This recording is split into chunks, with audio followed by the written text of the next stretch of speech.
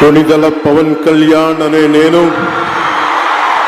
శాసనం ద్వారా నిర్మితమైన భారత రాజ్యాంగం పట్ల నిజమైన విశ్వాసం విధేయత చూపుతానని, భారతదేశ సార్వభౌమాధికారాన్ని సమగ్రతని కాపాడుతానని, ఆంధ్రప్రదేశ్ రాష్ట్ర మంత్రిగా నా కర్తవ్యాలను శ్రద్ధతో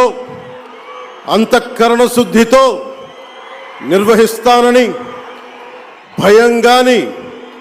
పక్షపాతం గాని రాగద్వేషాలు గాని లేకుండా